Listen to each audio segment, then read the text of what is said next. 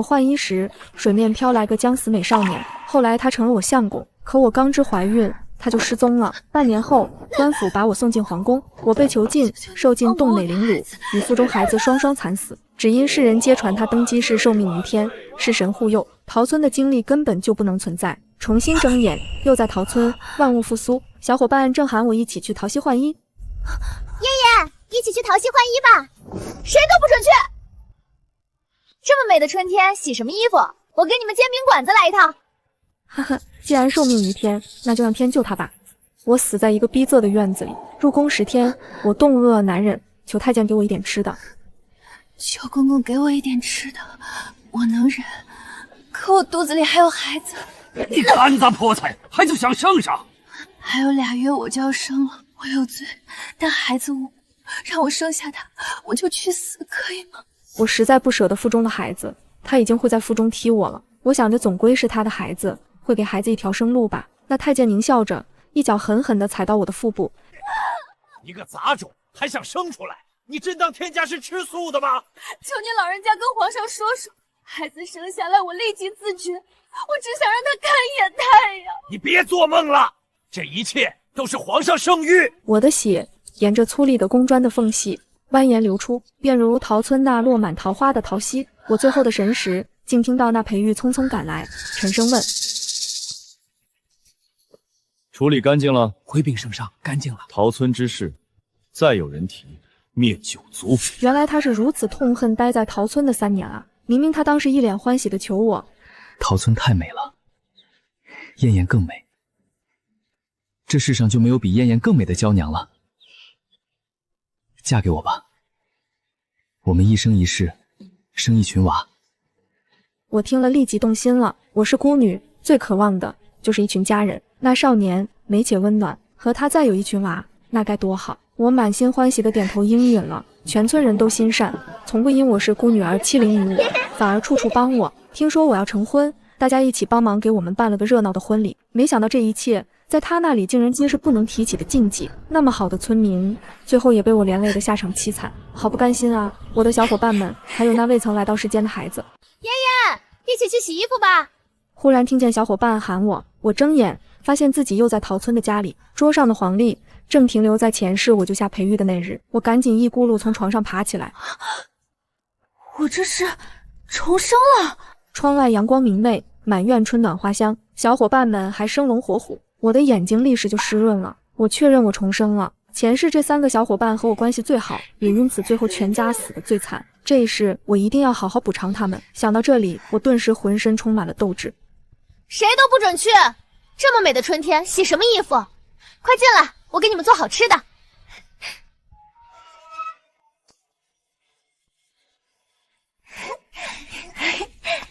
我遗传了我娘一手做饭的好手艺，平时去镇上卖吃的，姑娘十里八乡都知我手巧。爷爷又要做什么好吃的？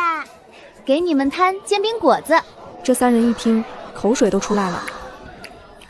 你们快把口水擦擦，别像个小傻子似的。他们3人哄笑成一团，我就赶紧支起炉子开始摊煎饼。他们看着我在煎饼果子里不停地加料，都惊呆了。你这是吃了这顿就不打算再过日子了？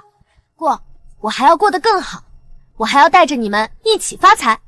有了前世的经历，我太知道怎么赚钱了。至于那禽兽，既然受命于天，就让天救他吧。吃完煎饼已过午时，我们竟然开心地闹了一上午。想着那水里的人早就该泡芙囊了，我就收拾好碗筷，4人一起唱着歌去桃溪换衣。到了桃溪，落英缤纷，流水都泛着香味儿，远离人渣，活着真好。那裴玉没在水里，估计被流水冲走了吧，还好没糟蹋这一汪春水。近日春雨事急，桃溪涨水，没人救他，他自然就得接着水上漂了。那他就会直接飘到东海喂鲨鱼了，想想就开心。回到家时，我晾好衣服，看着阳光这么好，又把被褥搬出来晾晒，然后躺在竹椅上，阳光透过桃树枝桠洒在我身上，暖洋洋的，说不出的舒服。想起冷宫角落那阴冷逼仄的院落，往事不堪回首，重活一世，真是上天给我的恩赐啊！我一定要回报那些帮过我的村民们。正想着，忽然听到院门有重物撞击。我起身打开院门，裴玉一身是伤，浑身湿透。你怎么没去换衣？我心一惊，他没死。他问我为什么没去换衣，他怎么知道我要去换衣？难道他也重生了？必然是的。我出了一身冷汗，可我不能让他知道我是重生的，也不能流露出我知道他是重生的。他在上一世可是杀了太子登上皇位的，以他的心狠手辣，若是知道我知道了，他会当场就咔嚓了我。他这是来试探我了，他这是来试探我了。我指着一院子的衣服道：你这人好生奇怪，我满院子晾着的衣服你看不见，怎么还问我为什么没去洗衣服？再说洗不洗衣服与你何干？你上午怎么没去换衣？你有病吧？我上午还是下午换衣，你管得着吗？他愣住了，好像确信了我换衣这事儿没什么问题，然后竟然来拉我的手。臭不要脸的登徒子，你摸谁？他喘着粗气说：妍妍，救我！我暗笑，救你？你不是受命于天吗？怎么不让天救你？但我不能让他看出我的想法，于是装作关心地问：你这是怎么了？他说是不小心跌落山崖，如前世所答一样，其实是他欲行刺太子，被官军追杀落水的。这怎么像官军的刀伤啊？他顿时紧张起来，我慢慢后退。你是逃犯吧？救你，那可是犯法的事儿，我可是奉公守法的良民。别装了，我刚才叫你燕燕，你都没有诧异，你早就认出我了吧？我去，这真是一条毒蛇，我这一不小心就差点着了他的道。如果是只关系到我自己还无所谓，大不了重死一遍，可我身后还有全村人的性命啊！我顿时横下一条狠心，趁他病要他命，再把他的尸体扔到桃溪里。这桃花逊不用2天就能把他冲到东海里喂鱼了。神不知鬼不觉的就报了仇，除掉了隐患。干！我慢慢摸到身后的顶门杠，可突然又觉得不对，他是怎么活下来的？前世是我先发现了他，他当时已经完全昏迷了，我们几个小伙伴费了9牛2虎之力才把他捞上来的。这一世我没有救他，那他怎么活下来的呢？他必然有同伙。我立即紧张地向四周望去，裴玉看我紧张，阴森地笑了。你承认了吧？我知道死都不能承认，但凡我露出一点口风，他肯定会杀人灭口。承认什么？满村人都喊我燕燕，你知道又有什么稀奇？倒是你装作认识我，到底有什么图谋？他看我不承认，竟然想强抓我的胳膊玩深情，这可真是正瞌睡就来个枕头。我正愁怎么喊人，还不能让他起疑。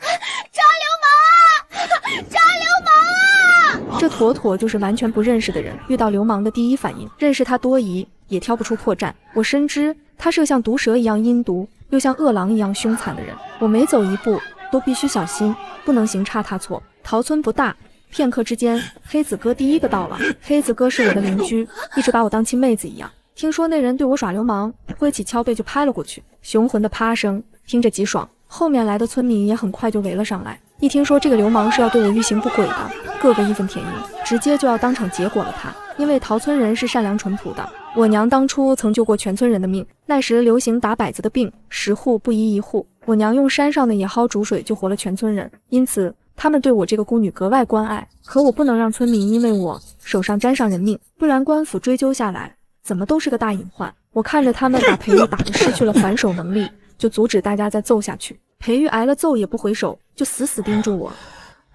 燕燕，你这么恨我，若是第一次见面，你这恨从哪里来？既然要演，就要演得真。不要脸！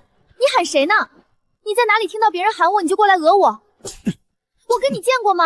你就在这里一晃两舌、胡言乱语的，你想坏谁的名声呢？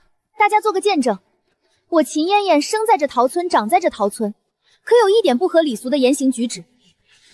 这厮今天坐在我家门口，非说认识我，跟我有瓜葛，我清清白白一人，被他不明不白的泼脏水。然后我又转身对村民说，他伤成这样，还想对我起坏心思，这就不是个好东西啊！不知道他的什么心，麻烦大家帮我把他给扭送到官府去，还我个清白。对，这人一看就不是省油的灯，污蔑谁不好，还敢污蔑燕燕，这可是咱村顶好的姑娘。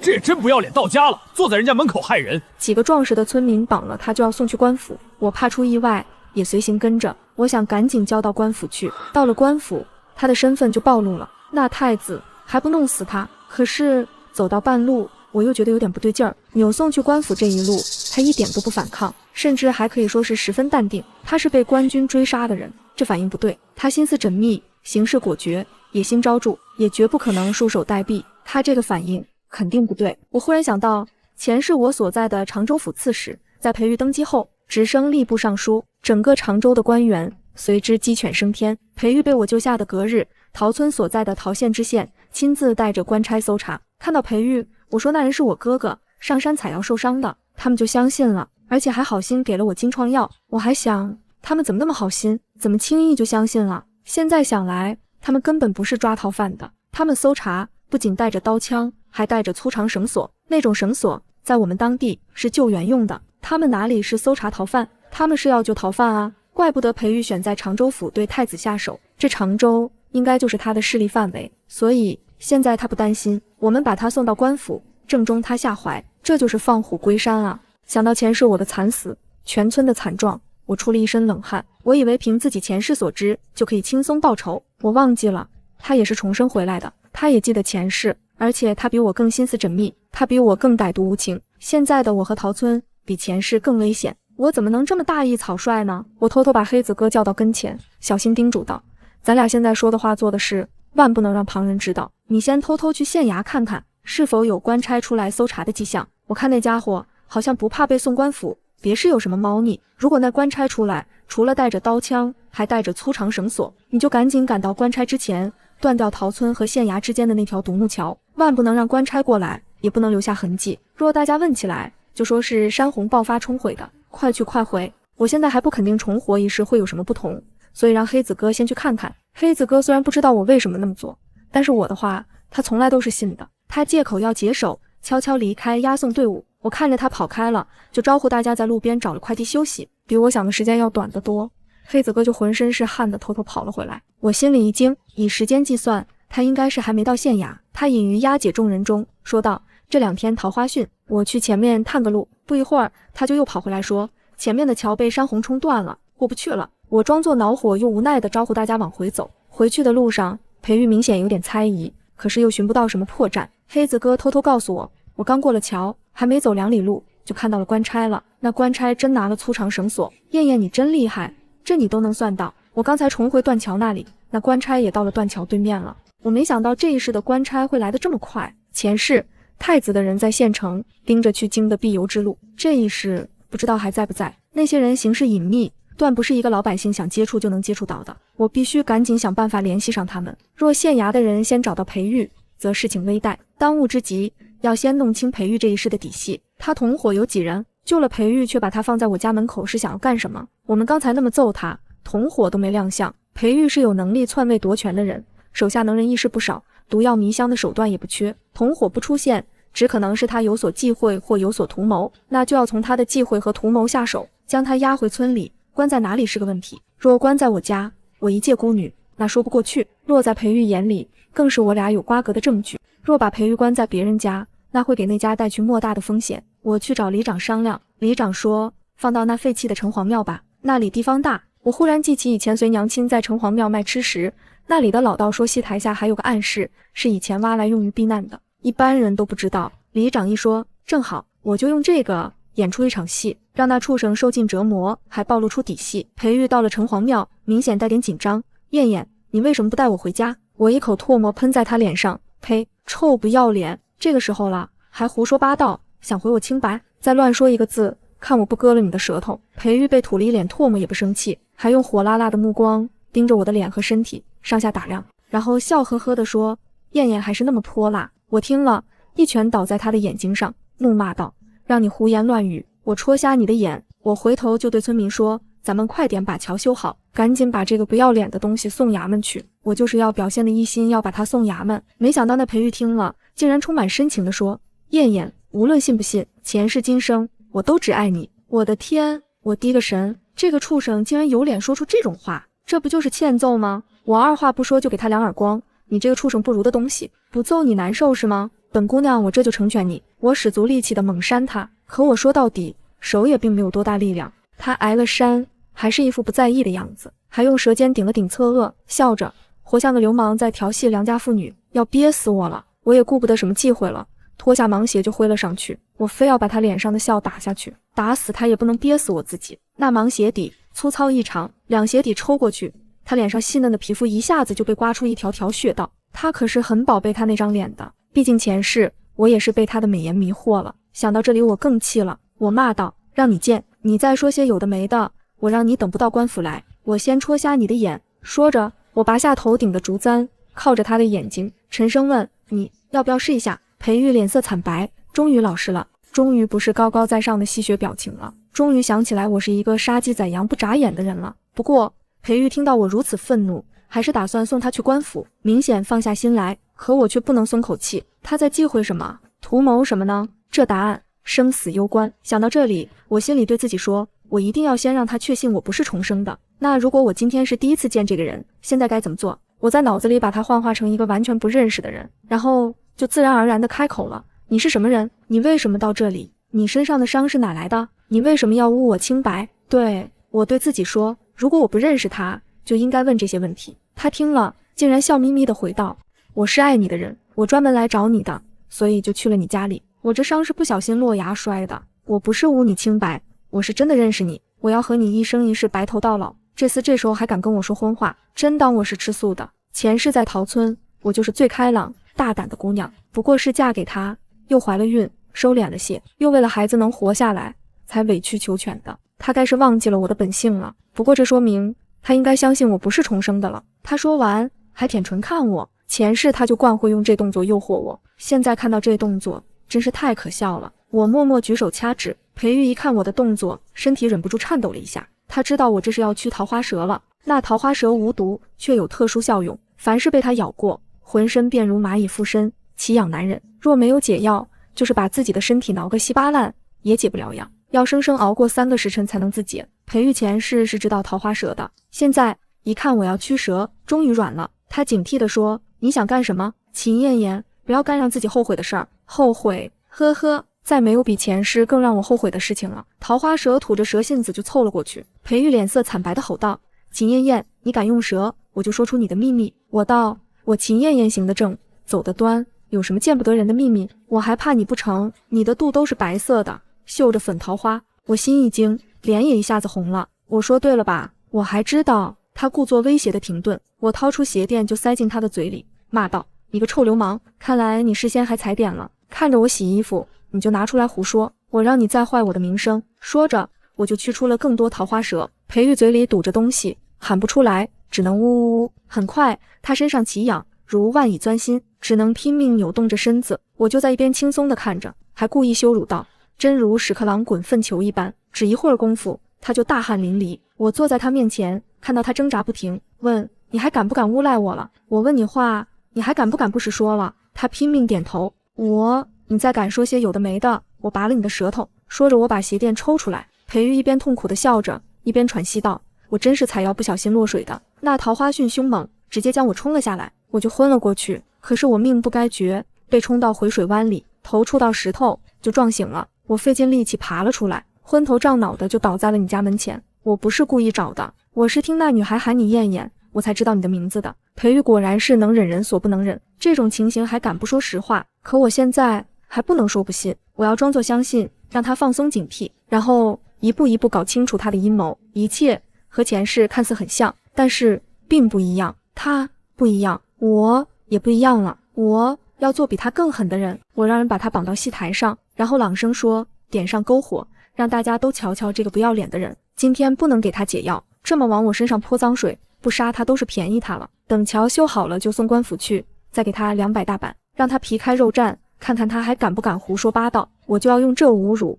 还有这酷刑，逼出他的同伙。里长说派出几个健壮劳力轮番守夜，其他人都先回家休息，明天就去修桥。大家应了声就散了。我把一包东西递给其中一人，装作低声道：那毒性3个时辰也能自解，但也要防着他撑不到3个时辰就死了。你们看着他快死的时候给他吃上，别让他死在咱们手上。说完我就把桃花蛇收回蛇袋，也回了家。那裴玉是盯着我看的，必然能看到。嘿嘿，那解药是真解药，不过是加了料的。趁着夜黑，我潜回城隍庙，藏于戏台下的暗室。若他们想伤害看守的村民，或者只要确认他们的同伙全到，我就放蛇。约莫一盏茶的功夫，我看见6个看守的村民倒地昏睡，明显是中了迷香。接着2个黑影闪出来，一个黑脸，一个白脸，他俩挨个试探村民，确认他们全都昏厥，然后转身给裴玉松绑，跪到裴玉跟前。裴玉来不及说什么，扒下外衣就拼命开始浑身抓挠，一会儿功夫就浑身血淋淋的。他低声骂道：还不快去搜解药！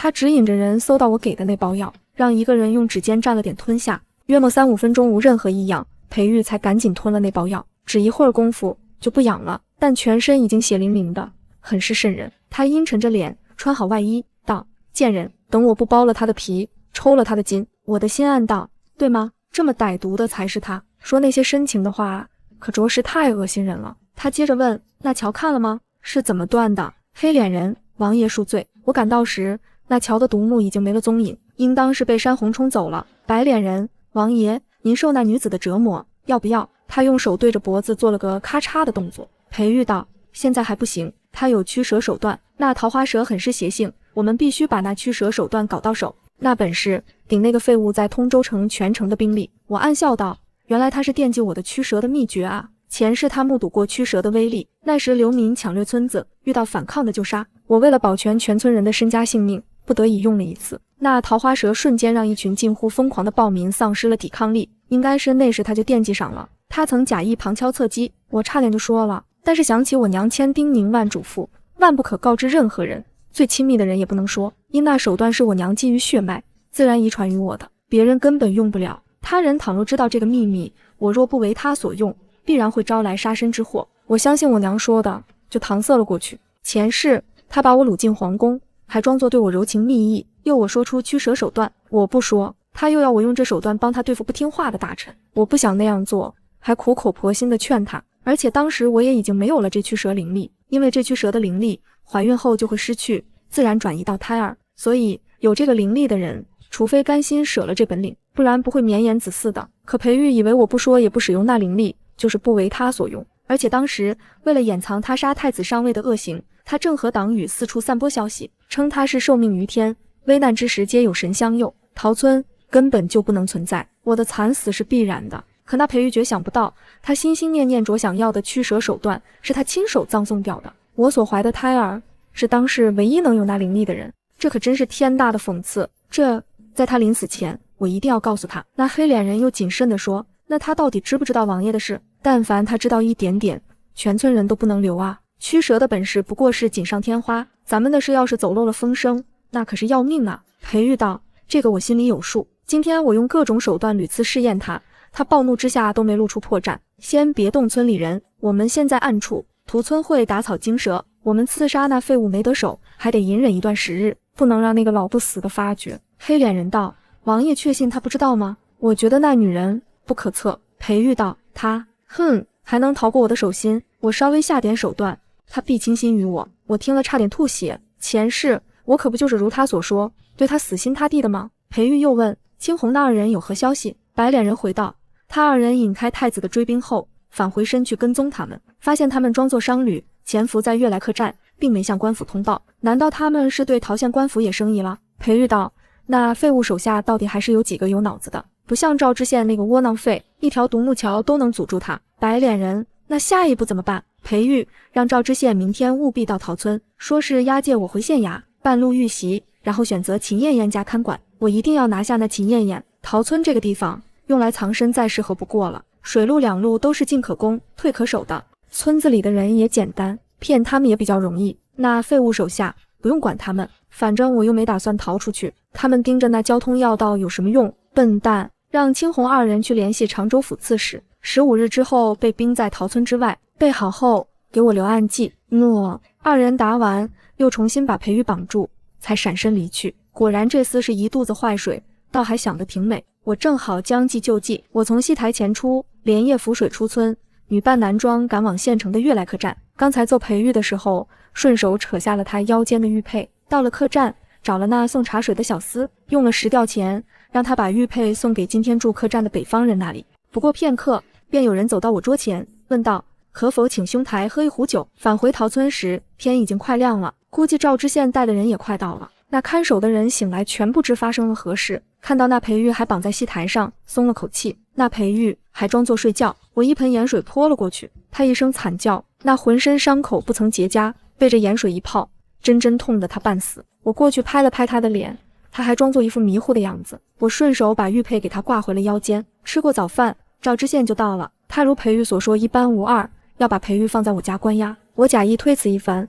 装作拗不过官府，就让裴玉住下了。同住的还有2个官差，其实不是别人，正是他那2个黑白脸手下。那桥修好了，他们借口说裴玉伤重，需要将养，也不说带裴玉走。那裴玉日日对我关怀备至，温柔小意，顶着一身伤要给我洗脚，又挨了我一顿臭骂。可我给他的伙食却好了很多，他的心活络起来，以为我不过是嘴硬，已经倾心于他。他这自信真替我省了不少力气。我算了一下，离前世难民劫掠我们村子的时间还有不过10天。那裴玉显然也知道那天，他装作病弱，等着那天我施展驱蛇术。他以为有了前世的经历，这一世定能搞明白。我一定会让他明白，让他摧心挠肝的明白。与此同时，大虞国还发生了一件事，江南棉花连续3年大丰收，又逢暖冬，棉农卖不出去棉花，大幅降价。现实是夏季，那棉花更是放在那里要生虫了，棉价还不如柴草。我让黑子哥去县城找了个货仓，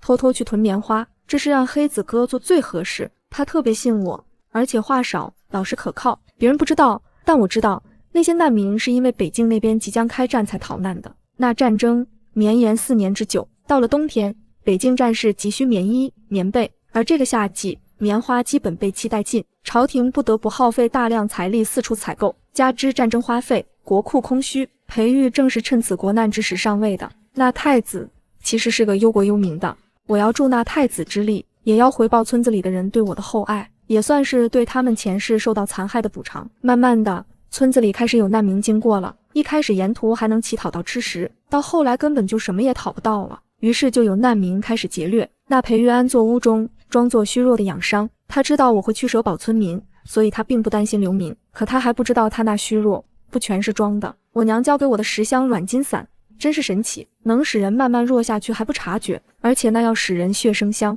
服用10日后，只要流泻，则香味四溢。终于要到了大批流民来的那天了。一大早，我门前的桃树多了个月牙痕，那黑脸人出去了一趟，很快就回来了。3人默契的点了点头，很是安逸的吃着早餐。吃完早餐，我如常出门去耕作。前世我就是在农田里发现那流民劫掠村民，才使出驱蛇手段的。虽然我最后险胜，但也受了一身伤。裴玉看我要出门，脸颊动了动，说小心点。我白了他一眼，耕个田也要小心，吃饭怕不怕噎死？裴玉看我的反应，不疑有他。约过了半个时辰，村头传来喧嚣声，转瞬就到了我家门口不远的地方。裴玉有点愕然，前世这些人是被我阻在半途的。那白脸人从墙头向外张望，突然说不对劲儿，怎么不见孩子们？大人下田，那孩子怎么也不见了踪影？话音刚落，屋内就出来嘶嘶之声，百蛇出洞，3人斩杀不及，均被那蛇咬中。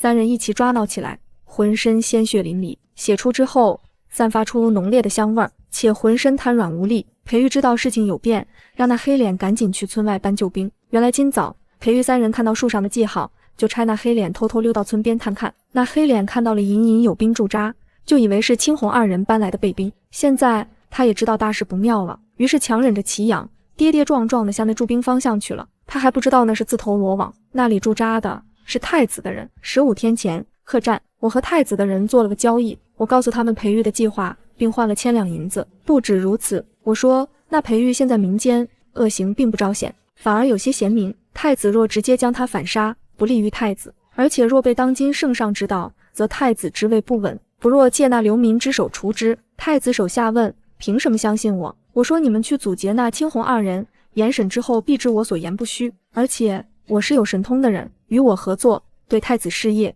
有益无害。作为重生之人，且有我娘遗传给我的诸多本领，想显示点神通并没什么困难的。仅提到流民和北境的战争，他们就相信了，因为北境现在只是摩擦，大虞国还是故意装作和谈，百姓无人知道实际在备战。那流民也还没到常州地界，我竟然都知道。那太子的人回禀之后，便答应了与我合作。1天前，这股流民不知道从哪里听到的消息，遇到那身上血液有奇香的人，将那血攒一小壶，即可去州府换100两银。据说那是珍贵的药引。刺史的爱子得病急需，一大早，这股流民就被裹挟着直奔桃村而来。因为有人说那有奇香血液的人就在桃村，究竟是谁传出来的，大家都不知道，只知道有人拿了那血，已经换了100两银，这让这群流民更加疯狂。也不知道谁引领着就往我家的方向来了。他们一到我家附近，就闻到了奇香，于是破门而入，一齐拥向裴玉。那裴玉和白脸被我日日在饭食里加料，此时见血已浑身无力，那流民拿起刀子就开始你争我抢，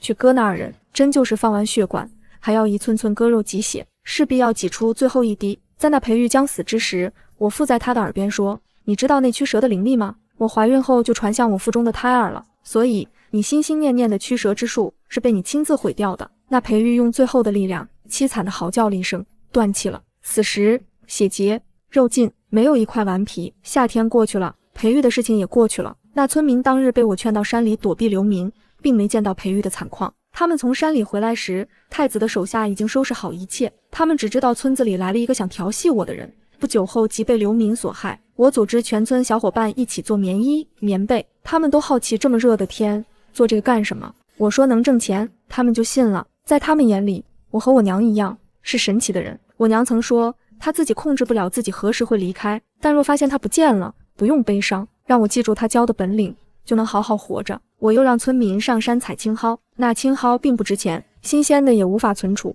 我便让大家晒得干干的再存下来，然后又教会他们熬制之法。冬天又会有一场打百子病流行，没有这东西会死很多人。到了10月，北境开战，北方苦寒，急需御寒之物，市场上的棉价奇高，但也一棉难求。太子的人如约来取我的棉货了，那都是为了保江将士所用的，我平价卖给了太子。在圣上那里，太子深谋远虑，堪为大用。在北疆将士眼中，太子心挂他们，甘心为之效命。太子又想与我合作，但是我拒绝了，我必须离开这个村子了。因为如我娘所说，知道有我这样的人存在，那就有杀身之祸。在贤良的当权者也会有疑心的时候。我这个棉货生意虽然是平价的，但是收购的时候是以比柴草还低的价格收的，这让整个桃村都赚了他们一辈子都赚不到的钱。我又教会了小伙伴们做煎饼果子和鲜花饼，我告诉他们，女孩子也一定要有自立的能力，若夫家待自己不好，用这些手艺也可以谋生了。冬天将至的时候，我离去了，我没跟任何人告别，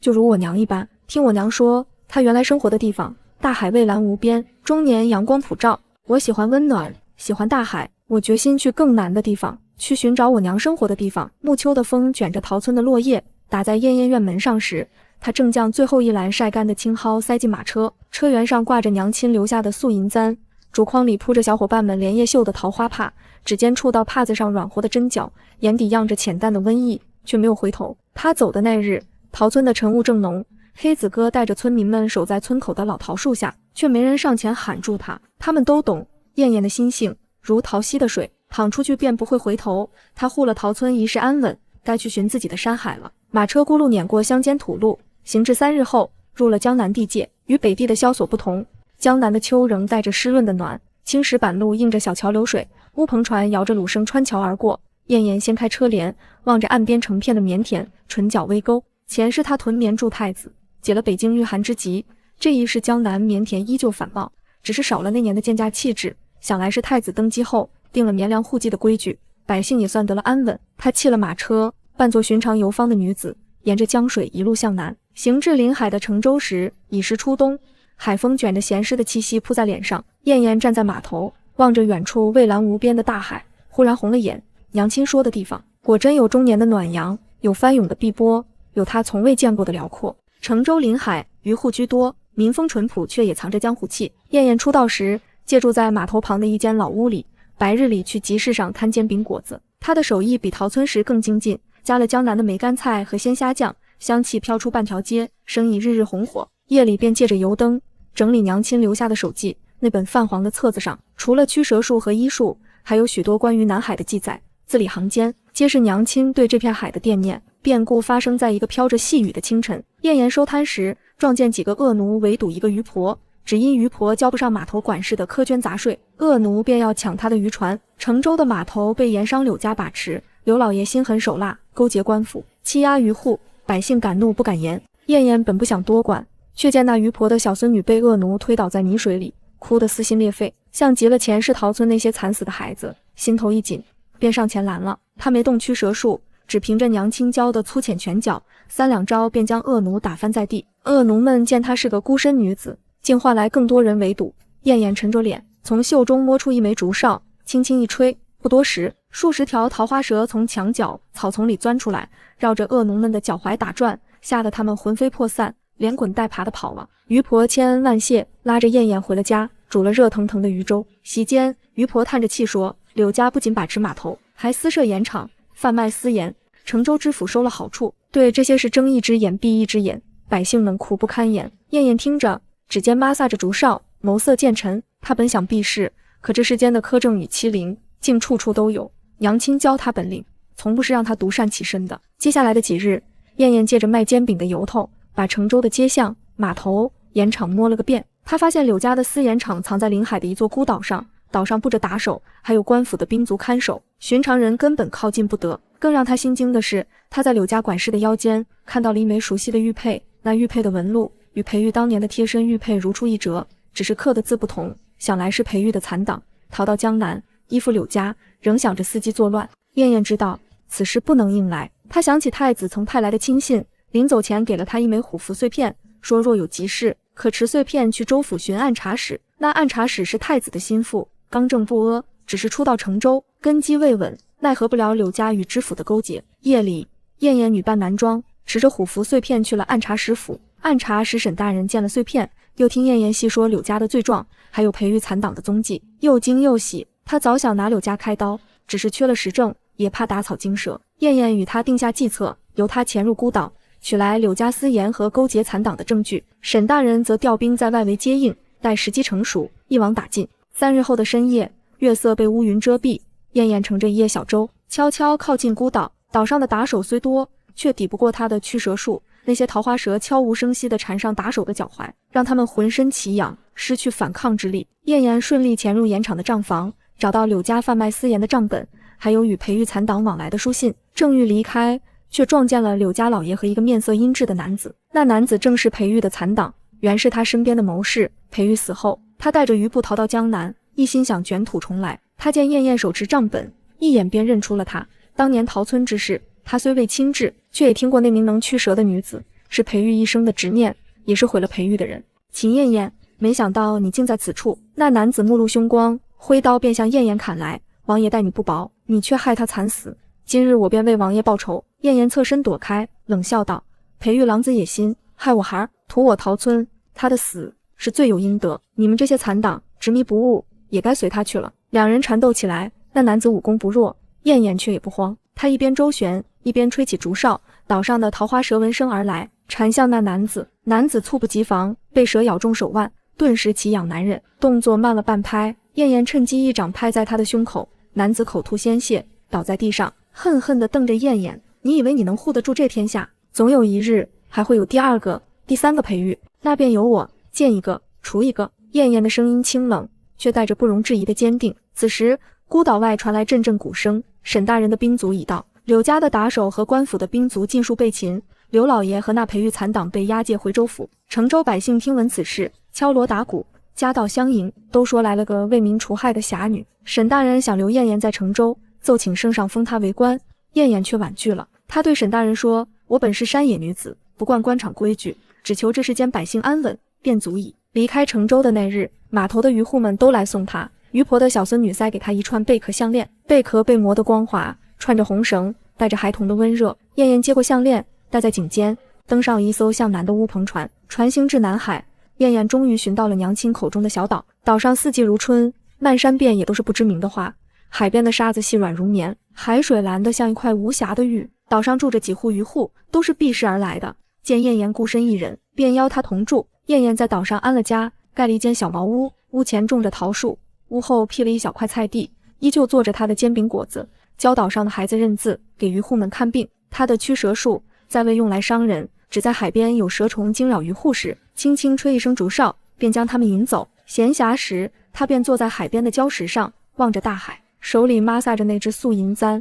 闲暇时，他便坐在海边的礁石上，望着大海，手里摩挲着那只素银簪。娘亲的身影，逃村的小伙伴，黑子哥憨厚的笑容，还有那些他护过的百姓，一一在眼前闪过。前世的恨与痛，早已化作心底的一道印记，提醒着他何为生，何为守，何为归。春日里，岛上的桃花开了，漫山遍野的粉，像极了桃村的桃溪。燕燕摘下一朵桃花，别在发间，海风拂过，桃花瓣随风飘落，落在蔚蓝的海面上，随波远流。她终于活成了娘亲希望的样子，守着一方山海，安稳自在。也终于明白，娘亲所说的温暖，从不是独属于一处的阳光，而是心之所向，皆是归途，所护之人皆能安稳。而在那片他曾拼尽全力守护的土地，桃村的桃花年年盛开，小伙伴们靠着他教的手艺，过得衣食无忧。黑子哥守着村口的老桃树，看着村里的孩子长大，岁岁年年都在等着那个远走的姑娘偶尔寄来的一封书信，一句平安。山海有归期，人间有温暖，这便是燕燕一生最好的结局。